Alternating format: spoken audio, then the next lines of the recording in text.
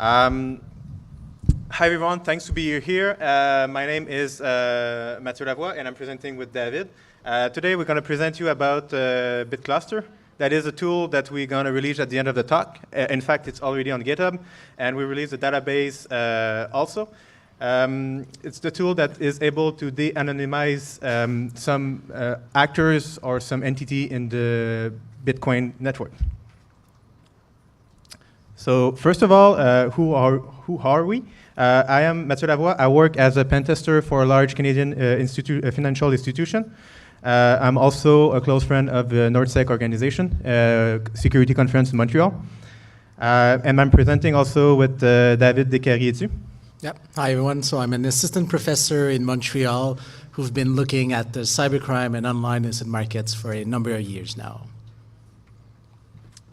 All right, so we're going to go, the talk is pretty long, so we're going to go straight to the point. So first of all, we're going to start with a little bit of cliche, what this talk is not about. Definitely, this talk is not about creating another Bitcoin currency is broken clickbait title. I'm sorry. We're not going to divulge, or not going to tell the names or owners of Bitcoin wallets into the network, at least not all of them. And we're also not going to show you a way of magically retrieving the private key for a Bitcoin wallet and then spend all the money as you want. Sorry, guys. What this talk is about is a lot of detail about how does Bitcoin works. When you're going to understand those concepts, you're going to understand the limit of the pseudo-anonymity of Bitcoin. So you understand how the transaction works, why we are able to get some details about the node, how we are able to correlate all the data that is public and to find interesting stuff into this network. That brings us to the limit of pseudo-anonymity. Well, yes, Bitcoin is anonymous, into quote, but there are some limits. So we're going to present those limits, and we're going to present also if you don't use well the tools, if you don't use well Bitcoin and how you don't understand how it works, how you may get caught by our tools. And finally, our tools, BitCluster, we're going to do the tool release. We're going to present the tool with a small demo, explain how does it works, what does it do, and also what you can do with this. So the case study will be presented by David. So the Bitcoin auto in parts. I'm sorry for those who are cryptography expert, but I need to give some basic details about how does it work so everybody will be able to understand the rest of the talk. Some details that we're gonna show are, it's supposed to give you some information about how we achieve the anonymization of the network. So if you want to participate into the Bitcoin network, you need an ID, and an ID is an address. It's an address where when you can receive money and you can send money. To get an address is pretty simple. You need to generate a pair of keys, a private and a public key. The public key will be encoded and will be encoded as an addresses. So in summary, a public key is an addresses. It's just represented as a simpler representation of it. We've seen about approximately 146 million different wallets. And as I said previously, those wallets or addresses are generated by the user itself. So on your own machine with OpenSSL, with your own Bitcoin client, it's not a central authority that delivers the addresses. It's the user that generates them directly on his machine. And for the rest of the talk, we're going to talk about wallet and addresses. Both mean the same thing. Now that you have an addresses and you generate, and you're pretty proud of it, now you want to use it. How are we going to be able to use it? Well, we have to make a transaction, and the transaction will be included of what we call a blockchain. So the blockchain is, in the simpler representation, like for this talk, it can be seen only as the public ledgers of all transactions that have been made up to there since the beginning of Bitcoin. It stores transactions into blocks, and the new blocks is created every 10 minutes. That means that new transactions are included into the blockchain every 10 minutes.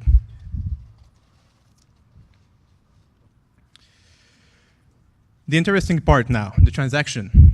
So now that you have an address, now that you know how transaction gets validated, what is a transaction actually? Well, a transaction is composed by input and output. Input are money that you own, that you want to spend, and output is where you want to send the money. Sorry, I'm just gonna take my glass of water. All right. An input is a reference to a past transaction where you receive money. So for example, David sent me 3 Bitcoin 2 months ago. When I want to spend those Bitcoin, what I do is I tell the network, remember when David gave me Bitcoins? All right, now I want to spend it and I want to send it to someone else. So what I do is I refer to the transaction where I did receive the money as in the input, and to prove that I own these addresses that did receive money, I sign this input with the private key associated to the addresses. So you may remember that when you generate an address, you have the public key and the private key. You keep the private key for yourself for obvious reason, and you encode the public key to get an addresses.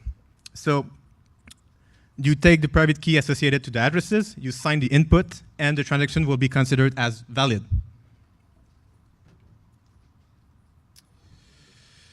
So how can we achieve the de-anonymization with those information? Well, as you may guess, already it's related to private key and to transaction, but we're going to go deeper into that. The title is misleading. Is not the Bitcoin de-anonymizer, is the Bitcoin de-anonymizer for people who don't know how to use Bitcoin. Like, for like a little example, if you are asking for help on Stack Overflow to create a new crypto market named Silk Road, usually you're not good to use Bitcoin.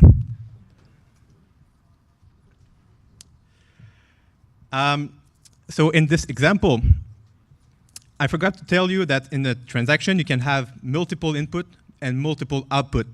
So you can send in one transaction money to different person, and if you want to send money, a big amount of money to someone, and you don't have this money in addresses, you can use multiple addresses that you own and merge it together, and then be able to pay your debt. So in this example, I take a transaction where I did receive 3 Bitcoin, and another one where I did receive 6 Bitcoin, and I'm paying someone 9 Bitcoin. Well, in this case, there's some information that leaks. What I mean is you did use 2 different addresses at the same time and were able to sign both of these addresses with their each private key. So you were able to sign the private key from the addresses that have 3 Bitcoin, and you were able to use the private key for the addresses that you have 6 Bitcoin. So what you're telling here is that you own both of those private key. And as you may recall, a private key is private. So that means that if the transaction was validated by the network, that means that the person that did the transaction had 2 of the private, both private key. So in this case, we are linking those 2 addresses to an entity or an actor of this network. And what happened if you reuse addresses over and over? Well, actually this happened. So here are 3 transactions with 2 input, and 3 input. And what I can do with this, and I'm able to know that all of these addresses are related to the same person because they are reusing addresses. So here, there's a reusing addresses between 2 transactions. So I'm able to merge those both transactions. And I'm also able to do the same thing with the other addresses. So it's still using another addresses on 2 other transactions. So I have the full link here. I'm able to merge all those 3 nodes to a big node. I'm going to give an ID. In this case, will be the ID 2345. So that's how we're gonna achieve to create all the to cluster all the addresses into nodes that we are representing identity or actor in the network, and then after we can recrawl it back and see the money movement between those actors. So instead of seeing transaction, we see money movement in blob of addresses that are representing identity or person into the network. So in summary, the assumption made to do the tools is transactions are signed with private key. Private key are private. And one and only one entity can or should know the private key. Ergo, all the addresses that you see on the previous slide are necessarily owned by a single entity, actors, or person, as you may call it. So why is this possible is because people are reusing addresses over and over instead of generating new addresses, as you should do. And in this case, the first way of blowing a cover is pretty simple. So we take the same example again, the 3 Bitcoin and the 6 Bitcoin transaction.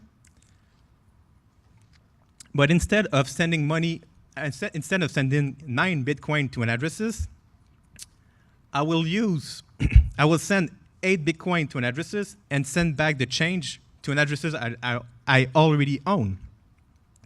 So in this example, the 3 Bitcoin addresses is the same as the one that did receive the change, the 1 Bitcoin change. And when I will use the 1 Bitcoin change in another transaction in the future, I will also taint other addresses and taint it to the node that already contains addresses. The solution number 2 to blow your cover is to give the same addresses to multiple people. So for example, I want to receive here a transaction from Joe, a transaction from Fred, and a transaction from David. I'll give them the same addresses to those 3 persons. So I'll give the same addresses to David, to Fred, and to Joe. And they all gonna send me the money. And when I will reuse the money I just received, I will also taint it with multiple addresses and be able to correlate all those addresses into a single node. What you should have done is this. This is how not to blow your cover. So for each person you want to receive money, actually what you do is you generate a new addresses, because you can generate as many addresses as you want, and you should generate each time a new address, each time you make a transaction. And when you're gonna spend the money you receive, you will not taint each other. You will not taint all the addresses. You will just taint a part of the addresses, and I will not be able to merge all those nodes into one big node that containing a lot of addresses. Here, we're talking about an all wine that was never open. That means that we're not the first one to think about this concept. It has been discussed in the in white papers and academic research since 2011. A good paper about it is the one from MIT about the clustering. That is the title is on the screen. And also there's a website that I didn't know until David told me. I think it's 3 months ago. It's called Wallet Explorers that did approximately the same things, but not in the same way. So they are clustering all the addresses together, but they're not giving the same information. The problem with those tools, or those 2 achievements, is, for example, for the white paper, the research has been done on only a small part of the network. So they take a really, really small part of the Bitcoin transaction and they do the research on it. So it's not part of all the Bitcoin transactions that have been done up to date. Also, proof of concept code is not available. Raw data of the result or the input is not available either. And any information about the concrete methodology is not available either. For Wallet Explorer, it's a closed source website. You can only query it through the web, so you don't have any access to the raw data. It's not able to download it. It's only representing the node, the raw transaction nodes, so it's not grouping them, the transaction, the money movement per nodes. So you won't see, like, for example, Silk Road sending money to empty GOX and back and forth. You'll just see Silk Road raw transaction. But the tagging is quite accurate on this website, so they did a really good job on tagging. But it's not you cannot have access to database, you cannot have access to raw data, you cannot have anything, and it's closed source, so you cannot like do whatever you want with this. That's the reason why BitCluster is there. It's open, it's open source, it's free, and the database will be released. It's already available on torrent, so it's 200 gigabyte of data representing all the addresses that have been seen in the network and all the transactions regrouped by node into a database, so you can query it and take the information as you want. And we encourage you to customize it, to make millions of queries directly to the database, and to expand it to something really, really cool. So it's up to you now. So a bit about designing BitCluster. It started with a good intention, a good code design and everything, and it wasn't able to scale. So I had to scrap everything out and do something quick and like really, really efficient, but not really, really, really nice to see. So the code is pretty, really difficult to follow, but I've been profiled and optimized over and over and over. So the concept is pretty simple. It's basic math. The data is public. It's only node and addresses. You represent it in a graph. It's easy. It totally fits in memory. Well, why did somebody didn't do it already? This is where the fun parts begin. Hitting a wall around A. At this point, I was already accepted in a conference with a tool release. So I started like a Sunday afternoon and said, oh, well, I should begin my tools. It will be easy. At the end of the day, I will have something that will be working. So I started with the blog, take each transaction of the blog, take each input, calculate the Bitcoin addresses, put it in a graph, and actually, this happened.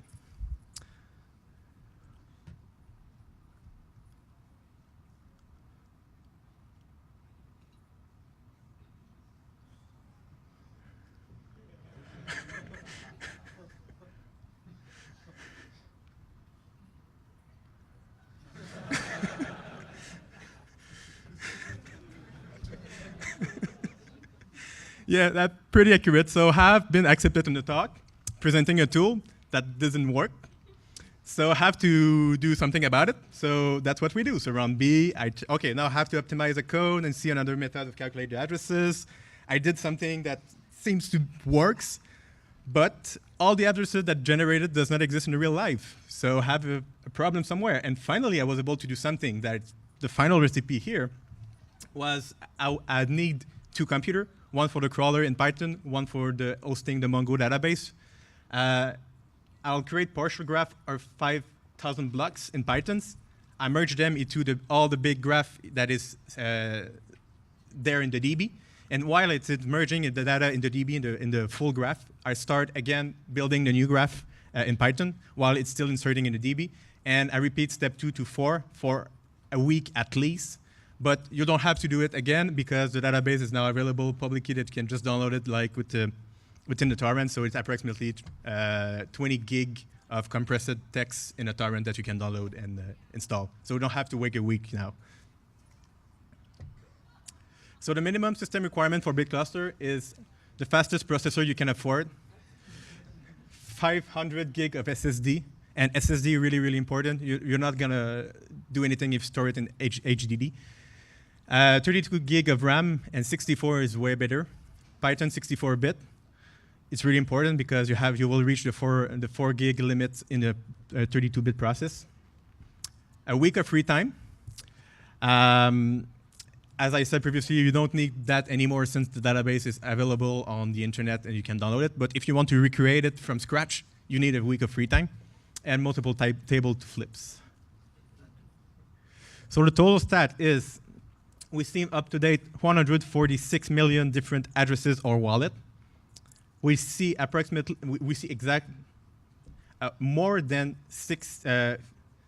58 million different nodes are representing person or actor in the network. So that make an average of 2 to 3 addresses per user. The largest node with the most wallet is, with no surprise, empty guts. So 12 million addresses is associated with the empty guts node. And the total amount of transactions, so in our transaction DB, the number of rows is 387 million rows in the transaction database. So the DB schema is quite simple. You have the table addresses. It's the wallet addresses and the node ID associated with this address. And in transaction, you have the source and destination node ID. So where did the money come from and where did it go? You have the amount in BTC, in Bitcoin, and converted in USD using the conversion rate at the time that the transaction have been made.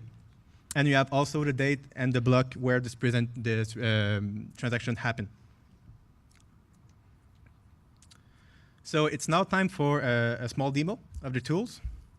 So sorry guys, I did record a video because live demo always fail. So it's gonna be a video. So I think I just have to press next. Start, okay. So first of all, you need to search for an address. So this time I'm gonna search for Satoshi Dice addresses that you don't see on the screen because I've been cropped. It's there, but not there. And you find an address associated to Satoshi Dice. You punch it into bit cluster, and you find it. It takes approximately 5 minutes to compute, and you get the result. So we already have the result for you. So to prove it, we're going to search for the addresses that we get through Google, and you see that it's there. And you all see also a lot of addresses that start with 1 dice. That is a prefix for Satoshi Dice, so that it's indicating that the clustering algorithm is quite efficient. For each node, you have the total income, you have the total outcome in Bitcoin and USD. What we see here is there a difference of 5,000 Bitcoins. So even if there's 2 possibilities. One, Satoshi Dice only made 5,000 Bitcoin money out of it, or they already transferred the money into other nodes. And you see the income section, so you can see where the money came from. So you see the node ID. You see how much money this node sent to the current node, to Satoshi Dice, in US and Bitcoin. And you see in how many transactions did it make. And you can also group it by date. So you can see by date how many did Satoshi Dice did receive money, so how many transactions, and the amount also in USD. So that's back in 2012. So you see that one day they would receive a lot of money and some transaction. And you can see also a group by amount. So you see the distribution of the amount. So you see there's a lot of small transactions that are being made to send money to this node. And you can see also the raw data of all the transactions associated with that. You also have the same stuff for spending transactions. So you see where the money goes from Satoshi Dice to other nodes. You see also how many did Satoshi Dice send money per day, and what is the amount of money. What we see here, it's around less than 1 cent per transaction. Most of the transactions that are been sent from Satoshi Dice are less than 1 cent US, because of the concept of the game. It makes sense. And you can see also all the addresses associated. Then after, you can just see a random node and click on it to get information. So you can browse through node and node, like just by clicking on different link, and it gives you the same information for the node that that you select. And it gives you also the income group, the spending details, and the node addresses. So this tool is now available on available on GitHub, so you can clone it, and you will have the full web interface if you download the DB also. So for the second part of this presentation, what I want to do is move to case studies and kind of give you an idea of how you can use BitCluster to just learn more stuff about the actors in the Bitcoin network. And because I'm a criminologist by trade, I'll be talking about fraudsters, hackers, carding, and other stuff like that. So we should be having a lot of fun for the next about 20 minutes. And I'll show you that sometimes, yes, it's true, crime does pay, and I'll give you some examples of when that happens. So the first case study I want to talk about is ransomware. So we've all heard of ransomware. It's a type of virus that encrypts the files on your computer and then asks you for money to get it back. And actually, you don't get your files back. You only get decryption keys to decrypt the files that have been encrypted on your computer. And you know, these guys are really serious because, you know, they're using military-grade encryption to encrypt your files. And so the ransomware business is actually a pretty good business to be in for those interested. It does make a lot of money in some cases. And why does it make a lot of money? Well, first of all, it's because the ransomware guys are only asking for a small amount of money for each victim. So they're being kind of reasonable, and they're telling you, well, are your files worth $500? In many cases, people are going to say yes, and they're going to pay up the money. The other thing is also that they always have a timer on these ransomware, and they tell you, well, you have 48 or 72 hours to pay us the ransom. Otherwise, the price of the ransom is going to double, or we're going to destroy the decryption keys. And so this means that the victims have to learn what the hell Bitcoins are. How do you buy Bitcoins? How do you pay someone with Bitcoins? How do you decrypt your files? And you only have a few hours to do so. And so this is why kind of ransomware works. And so why would BitCluster be useful to learn more about ransomware? Well, we can ask, if we give it, for example, a wallet that was where a ransom was paid, we can ask BitCluster if it knows about more wallets that are associated to that one and see what other wallets are into the same node as the ransom wallet. And so we can ask BitCluster to give us, for example, time series analysis to see how long the ransomware campaign lasted, how many victims there were, how much revenues were generated through this. And so for this talk, what we did is we asked a few of our friends in the InfoSec community for wallet addresses that were related to ransomwares, and I thank them all for sharing some. And we got a sample of about 60 addresses that we divided into kind of 3 very broad types of ransomware. And so what I call the first type 1 ransomware is here you have the cumulative revenues of this ransomware. And what it shows is actually a pretty successful ransomware, which made about $611,000 in revenues. And I don't know why I kept the cents, but it's still, I guess every penny counts when you're earning money. And so what we see over here is actually kind of interesting, which this ransomware made about 1,100 victims over its lifespan, and that's about 20 victims per day, and that's about $10,000 that were earned every single day. And I don't have to tell you once again that this is with very low cost in infrastructure, and of course, very little taxes to pay at the end of the year. And so here we see that about 80% of the revenues were generated between November 2nd and November 24th. So most of the money was done within 3 weeks, which means that if you want to react to these ransomware campaigns, you have to be very quick and very efficient if you want to stop it from propagating. And ransomware can be very personal, and the one that I just presented is actually for me. A research center that I was working at was actually hit by this ransomware, and so we weren't sure if we were going to pay to get the files back or not. Of course, there were no backups at the research center. The security people weren't sure we should pay because it would encourage more crime. And finally, we decided, we're just going to do it. And so I went on localbitcoins.com, find someone who was willing to sell me Bitcoins really rapidly because there's this timer going down. And I go and meet this guy who looks, kind of like the guy I have on the slide over here. And he's just in sweatpants, and he's just waiting at our local Bitcoin embassy for people who have been hit with ransomware and just selling them Bitcoins at a very high price. And so apparently you can also profit from a very profitable business if you're into the Bitcoins. And if you're wondering, in the blue box over there, that's me paying a ransom about 2 years ago. And so there's other types of ransom, of course. The type 2 ransomware is also very good at making money. The second case is a case that made about $170,000 US. But this one was kind of different from the first one. First of all, because it lasted a lot longer. It was active for a couple of months. And the other interesting thing is also that it never stops making money. It just keeps on making more and more money. And our guess is that this ransomware actually continued well after the end of this graph, but they kind of changed their wallets, so we kind of lost track of them. So this is perhaps kind of more sophisticated scammers who knew that you could perhaps be traced with Bitcoins. Maybe they foresaw that BitCluster was coming a few years later, and so they switched up their tactics and how they were using their Bitcoins. And finally, we have the type 3 ransomware, and these are the guys that are really sophisticated, that really frustrated me, because we only had one payment, 1 day with one victim. And so that meant that they were smart enough not to bring all of their money together in one transaction, only use, as Mathieu was saying, one input per transaction. And this means that we could still use BitCluster to follow the money around, but I can't just amaze you by telling you how much money they've made in a couple of weeks. The second case study I want to talk about today is online illicit markets. Now, I'm sure everyone here has heard of these online illicit markets. They're on forums, they're on chat rooms, they've been around for decades, and you can buy pretty much any illicit products or services online on them. Over the past 5 years, there's been a new generation of online illicit markets, and they're called crypto markets. I'm sure some of you may have heard of Silk Road. Yeah? At least one person. That's good. So, well, these new generation, these crypto markets are really interesting because they're a lot more secure than the old online illicit markets for a number of reasons. And one of these reasons is that they're using technology to help them secure themselves. And so they're going to be using PGP keys for communications. They're going to be using the Tor network, whether that's secure or not, we can always talk about it, but at least it gives you more security. And of course, they're going to use Bitcoins for all of their payments. And at first, crypto markets were really into drugs, so it was kind of the place where you could go online, buy drugs, and get it, shipped by the mail to your own house.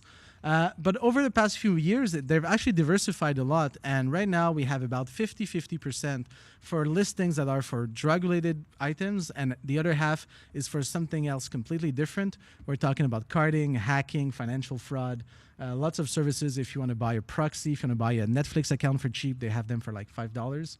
So lots of very good offers on these crypto markets. And one of their main feature is that the customers, here you have an anonymous customer, don't actually pay the vendors directly.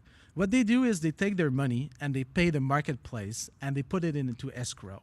And when they put it into escrow, the market is going to hold on to this money until you receive the good or the service you've purchased. And once you do receive it, then the money is transferred all the way to the vendor. And what this means is that if the crypto markets are very smart about how they manage these Bitcoins, they're going to have one wallet for each of their customer, and they're going to separate everyone's money and not put it all in one big pot. And you can guess from why I'm talking to you today is that is not the case. And so using the cluster, what we can all actually do is kind of bring all of these wallets together and follow these crypto markets and try to understand a bit more about how they behave. And so I'm going to give you a few numbers and show you kind of what you can do with this. And the first thing that's kind of interesting to me is using BitCluster to learn how many transactions there are on crypto markets. And so here you have the case of Silk Road 1, the first crypto market that was active between 2011 and 2013. And what we see over here is that the number of transactions sharply rose over time. So we went from about 500 transactions per day all the way to 3,000 transactions per day. So once again, it's not this big thing that was selling millions of transactions per day, but still interesting to see how many people were involved, how many people were putting money into this Silk Road to buy drugs and other stuff as well.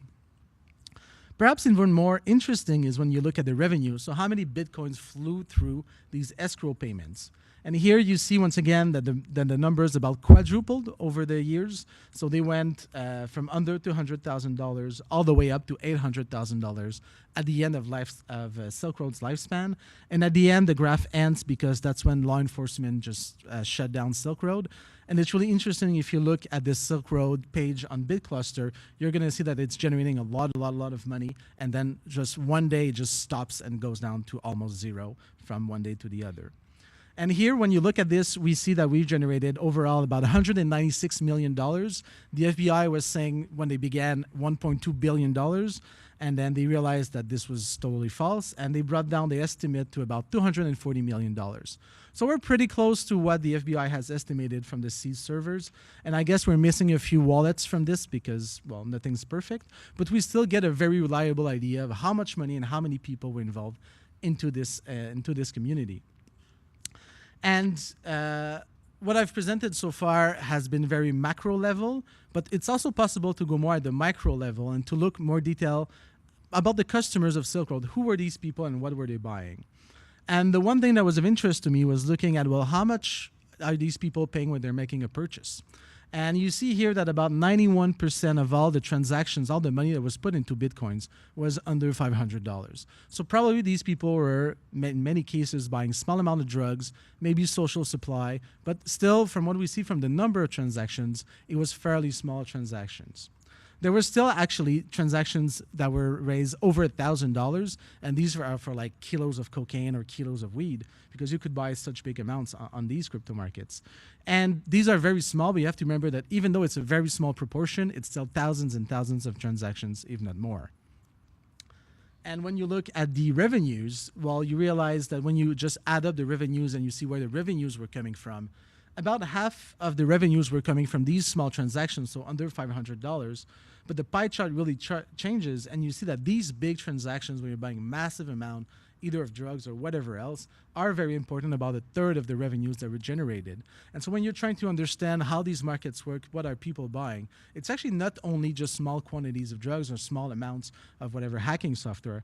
They're going to be buying some things that are very expensive.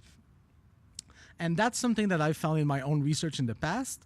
In my own research in the past, what we did before we had BitCluster is we look at feedbacks. So most people, when they bought something, left feedbacks, kind of like you do on Amazon or eBay. And here you have some guy talking about a purchase of Coke that he made. And apparently his Coke had a strong bubble gum taste. And apparently that's very good because he gave it a 5-star out of 5. And so you have a price, you have a date, you know the product, and so that kind of lets you kind of add it all up together and kind of multiply the number of feedbacks by the amount that you paid for, and that gives you kind of size and scope of crypto markets. And that's kind of what I did in the past, and that's what many colleagues of mine have done also in the past. If you look at Silk Road, and here I wanted to show you kind of the differences between BitCluster and what we had before. Perhaps one of the most exhaustive study looking at feedbacks was made by two guys, Suska and Kristen, that was published back in 2015. And they did an amazing job of bringing all of this data from many, many crypto markets together to kind of find what is the overall size and scope of crypto markets. And here you see the bars are the Suska and Kristen data, and the line is the BitCluster data. And you see that we see a lot more Bitcoins going through this crypto market, and this is only for Silk Road 1, than that we saw in the feedbacks. And now you could either hypothesize that actually feedbacks don't tell the whole story, that there's actually a lot more drugs being sold on Silk Road than you could see with the feedbacks. But my own guess is that actually people thought that Silk Road would be around forever. It was this magic community where everyone was fun and everyone liked each other. And so people actually, when they were buying, for example, $100 worth of drugs, they would put in $200, telling themselves, well, I'll just keep 100 in there, and when I need more drugs, I'll just go back and it'll be there for me. And so my guess is actually the difference can be explained because there's this gap where people were leaving money on Silk Road. At the end of this graph, what you don't see is that the police shut down Silk Road, the dream ended. And so there were a lot more crypto markets that were launched later in 2014. And here you have a combination of the revenues from all of these crypto markets brought together. I think there's about 6 of them. And what you see is that people, I think, were a lot more scared to leave money on crypto markets because they thought they can be shut down at any point in time. And this is why you see that the correlation between our data and Suska's and Kristen's data, it's much closer on that graph. And very interestingly, you see at some time intervals, especially on the left, that there's actually more money according to the feedback than we could find in BitCluster. And one of the things that I've suspected was that they were fake feedbacks. I know this is very shocking, but that the crypto markets were actually generating fake feedbacks to make it look as though there were a lot of activities on their crypto markets. And so this would suggest, at least on the left where you see there's more feedbacks and revenues, is that these markets were generating these fake feedbacks to make it look as though there were a lot of money. Though it did increase over time, and we ended up about where we were about $800,000 a day in total revenues. And so because we want to save some time for questions, I'm going to go very quickly over the main takeaways for this talk. I think that the one thing to remember is that the Bitcoin network never sleeps. It's always collecting money. The blockchain is always there. And when you're looking at what Suska and Kristen did, they did an amazing job, but it took a lot of time, a lot of energy, and a lot of money to collect all of those feedbacks. Mathieu and I were just two guys playing with the blockchain, and we managed to replicate some of their results, not perfectly, but still some of their results with very, very little resources and in a much limited time frame. And so I think it's very important to notice how important and how useful the blockchain can be. And one of the most interesting feature, I think, is that you can go back to the future, if you will, which means that even though you never knew that Silk Road existed when it was online, even though you didn't care about Silk Road when it was online, 5 years later, 20 years later, you can go back in time. If you have at least one wallet from Silk Road, you can go and investigate what was happening there, what were people spending, what were people receiving, and you're not limited by time. The feedbacks, once the page is taken down, there's no way to get it back. It's gone. We're not going to get it back. With the Bitcoins, however, it's very interesting that you can just go back in time and just play with the data as much as you want. And finally, I think it's very important to stress this, that you always have to validate. No matter what finding you find with BitCluster, you have to find alternative sources of data to validate your results. If you look at my Silk Road 1 data, for example, the headline could say, well, you know, Silk Road was twice as big as we thought before. I don't think that was the case, but you could still, you would need to validate whatever results you get. And it's the same with the ransomware. If it says a campaign ended on a single date, maybe they just change their wallets, and you have to go and find answers elsewhere. And so what's next for BitCluster? Basically having real-time automated database updating. So right now you have to do it manually, so it's maybe more of a pain. We're hoping to have that down so it's pretty much live. So when you're running it on your own computer, kind of have it up to date at all time. The labeling of nodes. So right now all the nodes are only known for their numbers, and so it may be difficult to remember that 2146562 is Silk Road. It's easier to have names. And also have some visual graphs. So basically just, you know, point and click and just click on a node and see where the money is coming from, where it's going, kind of more visual aspect to the tool. And finally, perhaps a hosted version of the tool. I'm saying here if we get a quantum computer at some point. It's just that it's very, very memory intensive and CPU intensive. And we could host any query that you guys would have, but we can only have like 8 queries at the same time. So it's a very limited tool. So we'll see what happens with that in the future. And so the URL everyone has been dying to see. So the tool is online, the database is online as well. You can download it all. It's free and open source on bit-cluster.com. And that's it for us. If you guys have any questions, we'd love to hear them and share what we've learned. Thank you.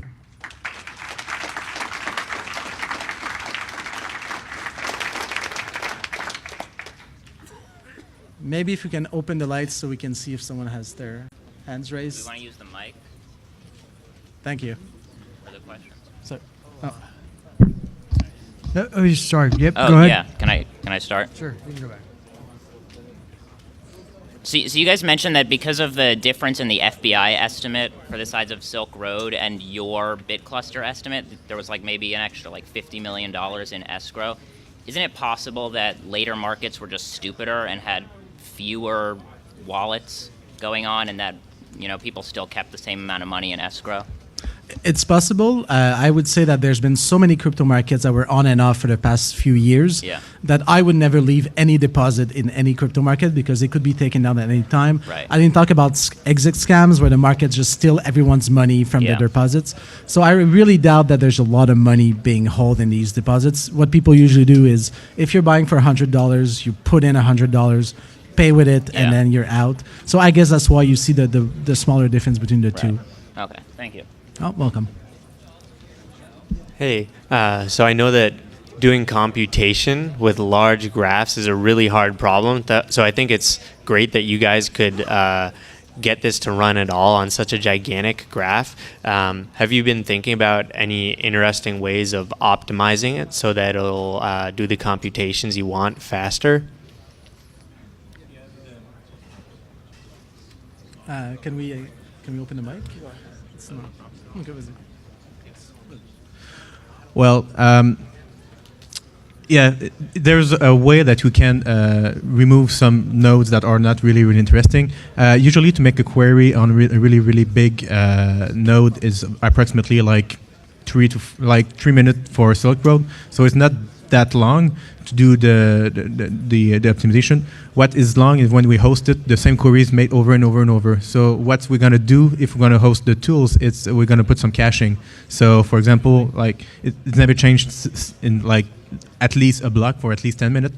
So we may be able to reuse data that have been already computed to show the same result to multiple users. So we're going to do something related to caching to possibly be able to host it somewhere.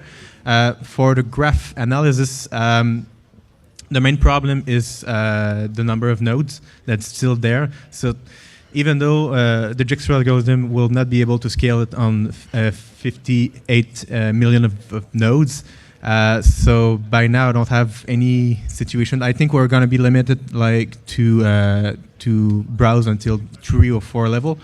So maybe not be enough to bypass the long-range scheme, but it may be able to, depending on the long-range scheme. But to optimize on the research into the graph, I don't think that we're gonna be possible. But to host the tools, we're gonna put some caching. So because the same query is made over and over and over again, so we don't have to compute and just give you back the result in real time. Hi, thanks for the talk. So it wasn't really the focus of your talk, but moving from just nodes with numbers to actual people, it seems like it'd be the actual value in this. So have you guys actually talked to anyone or started doing that? Yeah, I think that's the whole point. The tools have the opportunity that you have to de-anonymize one addresses out of 1,000 or 100 or 1,000. So the main advantage of the clustering is you have to find only one addresses to map it to a real identity, and then you map a whole bunch of addresses to an identity. But yeah, I agree with you. The main concern here is to put identity on nodes, and that's it's the next stuff that's going to do. You may want to go with Wallet Explorer and see, because their tagging algorithm is quite good, and then you can use the addresses that you find associated to node and punch it into BitCluster to have more information about those person. Is it fine? Is it answering the question? Yeah. Okay. Thank you. Also, can you talk a little bit more about the two issues you mentioned mid-talk about the change, or about having multiple people giving to one? Because it seems like they didn't quite understand how that helps you de-anonymize. I understand multiple into one, you can tell the private keys belong to the same person. Like, why is it a problem if multiple people give to the same address? Yeah, the problem is, for example, in transaction A, you'll associate address A and B to the same person, and then it sends back the change to address A. And then if you reuse the addresses A that you received the change with, for example, D and E, I will be able to tell that you own A, B, D, E. But why is it a problem if 5 people give to the same wallet? Okay, if 5 person send it to the same wallet, is, for example, if all 5 person send it to address A, I may use the output, the first output of first transaction that I've been sent to address A with a conjuncture of address A, B, C. The second one with A, D, E. The third one with A, F, G. And then I taint way more addresses that it should be, and I will be able to regroup all of them together. Is it clear? Okay, perfect. I just want to make sure I answer the question sometime, because as you may know, it's not my first language, English. Thanks for the talk. Last question, okay. I just wonder, have you taken a look at Tumblr services like Bitcoin Fog, and I've always kind of wanted to know where that money ends up, is it going more in, or is it coming out and going into cash from there? I don't know.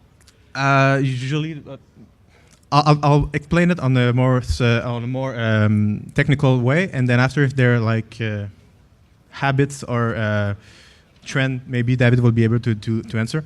The main difficulty is when you put it on a Tumblr, there's a lot of transactions that are being made, so it's really, really complicated to crawl into this graph and to find to find a node is the laundry scheme.